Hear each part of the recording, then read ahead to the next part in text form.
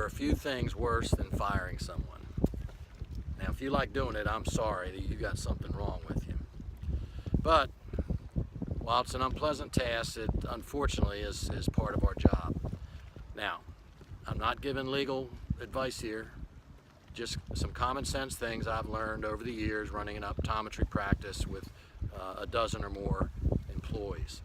And what this blog does is lists 6 myths, and there's more than that, but about why staff members shouldn't be fired.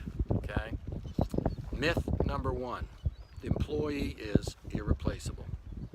Well, this is usually for someone who's been around a while. It's popular when the owner doesn't really know what the heck they're doing. That employee doesn't know what that employee is doing. What I find is oftentimes that employee has changed their job into something that's not even what it was supposed to be in the first place. Myth number 2, if I fire them, they will sue me. Well, forget all the legal mumbo jumbo here and just use some common sense. If it's clear that that employee is detrimental to your team, you need to get rid of them.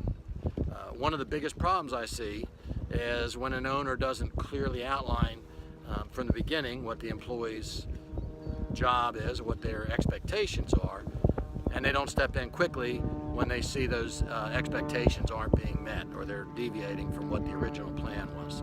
Now, there's always a chance that you'll get sued, but if you've acted reasonably, it is pretty unlikely and certainly not justification for keeping someone who's undermining your business.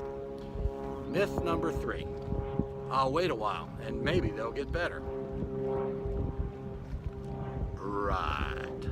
You and I know deep down when it's time to get rid of that person. Now, I certainly think you should give them a chance, but you usually know. You have that feeling, and it's usually the right one, unfortunately. Don't wait too long. There's nothing worse for your business than to have an employee hanging around or less fair to your staff members than to keep them hanging around. Number 4, I don't want to lose them because I'll have to pay unemployment. Come on. I can't even believe people use this excuse. It's such a small amount that it's not even reason to lose sleep or peace of mind about. And by the way, don't get too caught up in demanding that person doesn't get unemployment. I'm no lawyer, but to me it seems that regardless of justification for firing someone, the employee wins that battle every time. Don't let it get personal. Just be happy they're gone. Pay the stupid tax. Myth number 5, my office manager will handle all the employee issues. Well, maybe on some other planet, but the fact is that most practices don't have true office managers that really have expertise in human resources and conflict management. Unfortunately, that's ultimately our job always. It's usually the person who's been around the longest, the office manager.